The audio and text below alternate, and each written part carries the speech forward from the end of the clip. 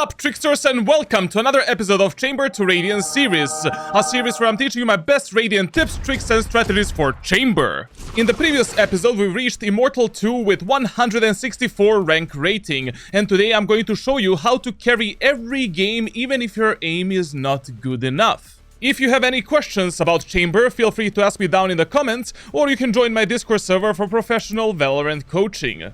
Also, all of these games are streamed live on my Twitch channel, so you can tune into my daily streams and get some useful tips for your ranked grind. Other than that, let's hop into our first game for today, baby! In this episode, we are starting on Bind, and remember that Chamber's teleport is a very powerful tool to also bait or dodge enemies' utility. As long as you have your teleport, you can play a bit more aggressive and make enemies waste their abilities before your teammates die from them. Or you can simply dodge enemies' utility like I did in this example. Remember that your main priority on attack is never to plant the spike, as long as you have enough time to plant it. Your highest priority is to always clear the whole site, support your teammates that are fighting enemies, and finish all of the gunfights before you go for a spike plant. If enemies are close to the bomb site, much better idea is to bait enemies with a fake plant, and then if enemies make some move, fight them together with your teammates. When every fight is finished and there is nothing better to do, of course, plant the spike. And remember, planting the spike is always your last priority, while your number one priority is fighting enemies together with your teammates, with proper positioning and refrag potential. Before we move on to defense, I need to show you this secret Radiant tech from my Sova. Raise right side. No one left. The nade hit the drone. Now, this is my favorite first round Chamber strategy on Defender side of Bind. You buy Classic, Shorty, 3 Headhunters, and a Trademark. We are playing on B side because it is our default site on this map. First, you place Teleport inside of Tube right here, and we're using this Teleport as an escape route onto Bomb site. But beside that teleport, you're also dropping a shorty to surprise enemies if they start diving you into the site. And this gun is gonna allow you to get an easy close range kill, either left or right.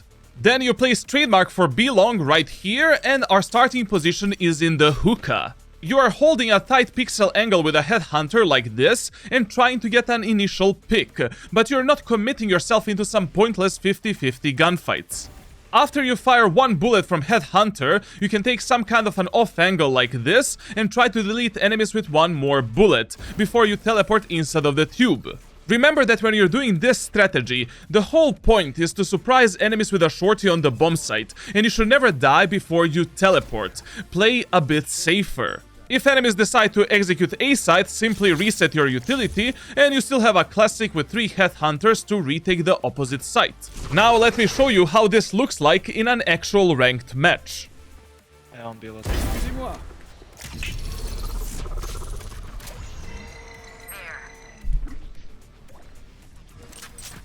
Now you're probably asking yourself, is this guy actually Radiant? Why is he looking at the wall? Yes, I am. And I'm looking at the wall because enemies have Yoru in their team, and one of the most common Yoru executes on the B set of Bind is combining Teleport in this corner with some kind of a flash for the backside. Remember that in Valorant, you always need to think 2 steps ahead, and you need to predict plays from both your enemies and your teammates as well. Also, at this moment, I'm consistently looking at the minimap and paying attention on my teammates' positioning. Based on that information, I'm deciding when to switch my focus onto enemies. Down B. 1 enemy remaining. Always pay attention on your teleport's reset time, and always use it when you think that you're going to get into some gunfight. Remember that whenever you die without using your teleport, you could have done something better. Now in this round, we're playing Retake on B side of Breeze, and I'm consistently checking our back because we didn't see all 5 enemies on the minimap as they were executing the bomb site. Remember, my friends, that whenever you don't have information about every enemy's position, expect them to be anywhere and everywhere. And once again, before I engage enemies on the bomb site, I'm using Teleport to gather information and for the initial gunfight. You can notice that I'm always resetting my utility as soon as it becomes useless, so that I can have it in some potential future scenarios. One enemy remaining. Whenever you're fighting an enemy that plays operator, remember to bait his first shot and reveal their position with their jump spot mechanic. This will allow you to have better peek and crosshair placement for the initial fight with that enemy, or it will potentially put that enemy into some unfavorable position. The worst thing that you can do against operator is doing dry peek, which is a huge gamble, especially if you don't have the exact information where he is positioned at that moment of time.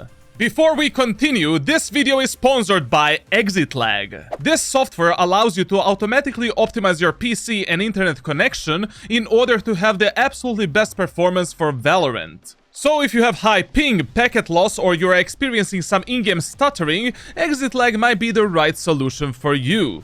In my Valorant settings guide, you can find out how to properly set up this software. And even though I am affiliated with Exit Lag, I'm personally using it to optimize my internet for the past 12 months, and it makes my connection stable with lower ping and without any packet loss. Here you can see the ping on my main Valorant servers before using Exit Lag, while this is my ping with a proper Exit Lag setup. You can use my affiliate link from the description to download Exit Lag and get 3 days free trial in order to test it and see if it works for you.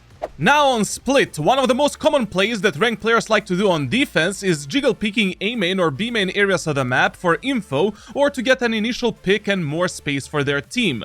Whenever you have Operator or Chamber's ultimate and you notice that enemies like to play a bit more aggro in main areas of the map, you can easily punish them by holding some kind of a tight angle like this.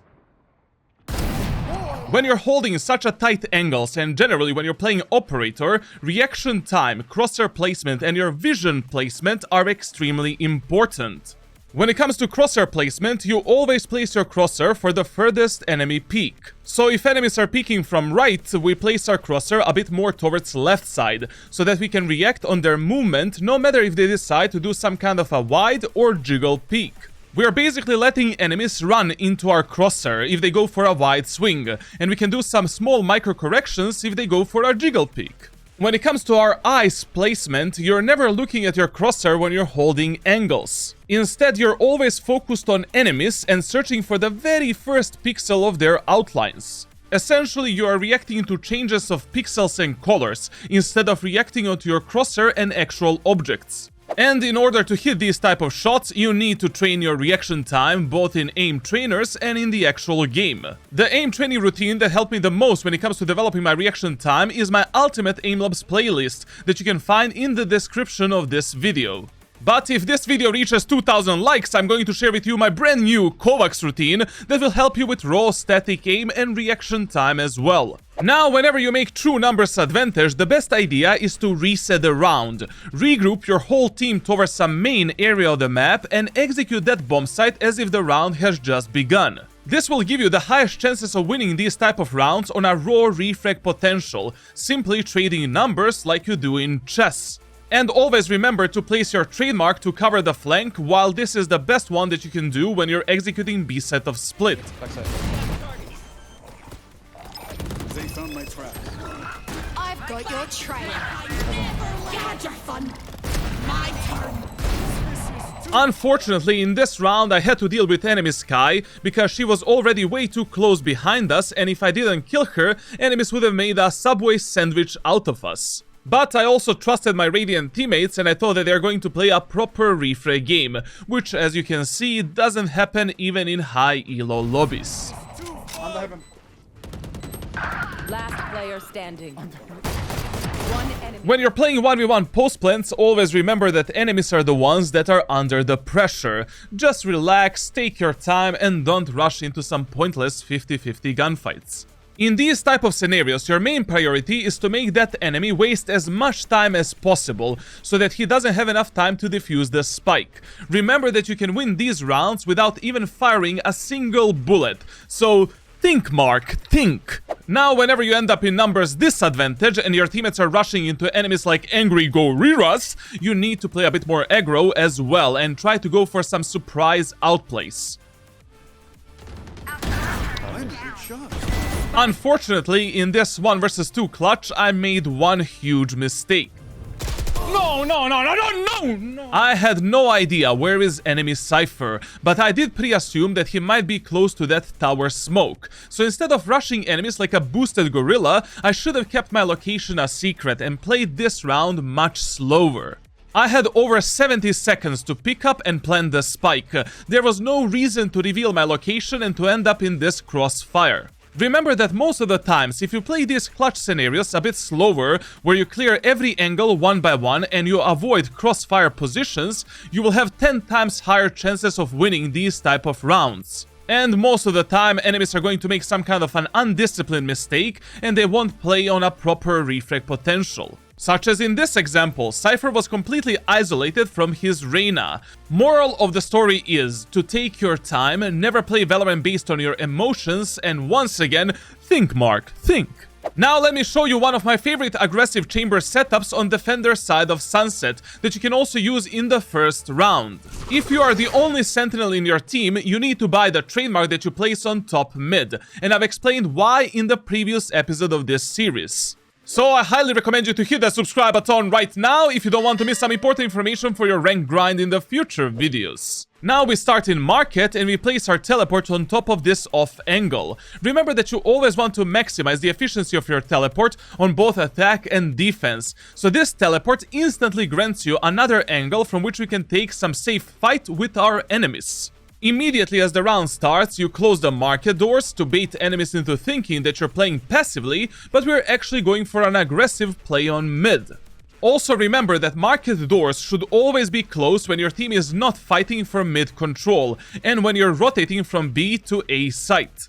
After you close the doors, you have these two positions that you can take and a lot of different angles from which you can surprise enemies with various different peaks, while you always have an escape route with your teleport if you end up in some kind of a bad situation. Now, if enemies are executing A side, you can go for some fast flank behind them or do a fast rotation towards your allies through top mid. If enemies are executing B side, you have an instant off angle from which you can always see enemies that are rushing into bomb site. This market teleport you can also use for this aggressive play from top mid, when you think that enemies are going to either push or split the B site, and you're instantly ready to support your teammates everywhere. I'm already stunned, but I guess there's no one. I'm too leave far. it. Nice, smoke clear. Can we peek together? 3, 2, Maybe. 1. Nothing mid, boys. Scare me. Nothing. Yeah. I'm stunning Jet and I'm stunning Raze. Raze stun. Spike down B. In smoke, market. Remember, my friends, when you're playing on this off angle, if you go all the way to the right side and take cover, enemies are not going to see you as well as their utility. That is how I've dodged the Gecko flash, and then I picked the perfect timing to surprise enemies, and I took 2 very easy kills. And as a final note, why do we set up like this in the first round? Because B site is our default bomb site on Sunset. Now, if you want to learn every chamber setup on every single map in Valorant, I highly recommend you to check out the chamber ranked playbook that you can find on my Discord server. In the next round, I didn't really shine in terms of my mechanical skill, but this is why you should always have a shorty as your secondary weapon, especially when you're playing chamber with operator and headhunters. Stunning elbow. After that Jet kill, my teammates kinda fell apart and I was left in this 1v2 clutch situation. I knew that enemy chamber was still somewhere on A site, while enemy Gecko rotated towards B site to plant the spike. One enemy remaining. Now, usually, high elo players like to play a bit more aggressive when they end up in a 1v1 post plant, and when they know that a remaining enemy is far away. This happens especially on the maps with a lot of different corridors through which you can easily backstep and outmaneuver enemies. That is why here I'm expecting enemy Gecko to play a bit more aggressive.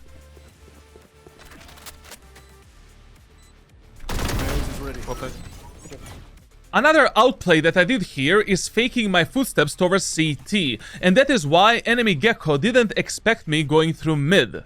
In this round, we've played a bit of aim labs, and once again, carrying shorty as your primary secondary weapon can grant you some very easy kills. I win again. Up close, Kabi. Hey. Oh my god.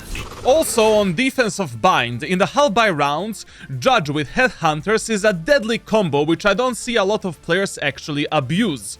Remember that in Valorant you don't want to fight hard, you want to fight smart and win games in the easiest way possible. Now in this round we are playing Retake of A site. Since I have Judge as my primary weapon and middle of the site is blocked by Deadlock's wall, I decided to take space in lamps, and I've used this teleport that allows me to safely engage enemies in that specific area of the map. Here I noticed Deadlock trap, so I decided to go for a surprise play.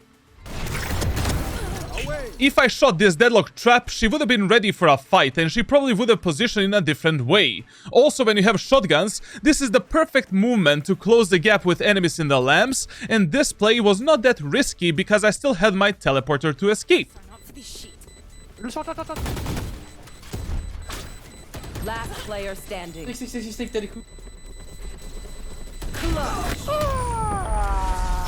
Well, ending of this round was simply tragic. But we did make a few mistakes. While my Raze was defusing the spike, I had to pressure this Cypher in A short, instead of doing absolutely nothing. My trademark got reset, so I could have used it as a reveal or pressure making tool. Also, when Cypher activated both of his cages, it was obvious that he is in A short, so I could have used these smokes to easily close the gap and delete him with a Judge. Learn, adapt, and we'll do better next time, my friends. That's why this is an educational series. It would have been boring if I'm just showing you the absolutely perfect plays, because no one is perfect. Now remember, my friends, whenever you're playing the last round of Defender's side, you always want to invest all of your credits in that round. Essentially, you want to purchase weapons that might be useful for you to take an initial kill, or to defend and retake bomb sites on that specific map. That's why in this round, beside Operator, I'm also dropping Judge inside of lamps to surprise enemies, because they are going to think that I only have Operator once I teleport in lamps. And at the start of this round, we are playing a very basic double tower strategy with our Jet on top of the truck, and we are trying to get an initial pick in A short from this angle. Okay. Out.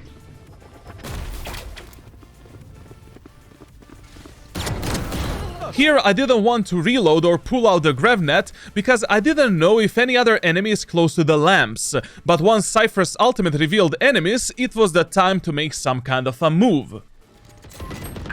One more.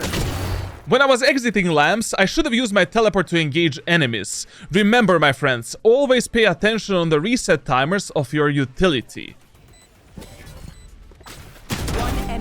And here I thought that my claw was AFK, so I made a bit of a boosted bonobo play.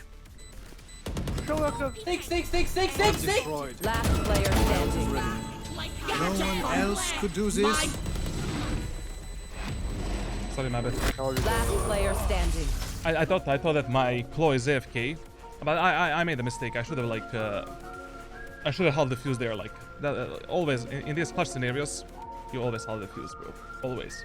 Now, the second episode of Chamber to Radiant series, we've finished in Immortal 3 with 281 rank rating. You can see that even though Chamber is a highly mechanical agent, you still need to have proper setups and good game knowledge in order to carry your games. So if you want to consistently rank up in Valorant, you need to polish out all of your skill sets, because aim won't make you carry every game. That's why there is still plenty of tips, tricks and strategies that I need to teach you. Thank you for watching, and I'll see you, my dear tricksters, in the next video.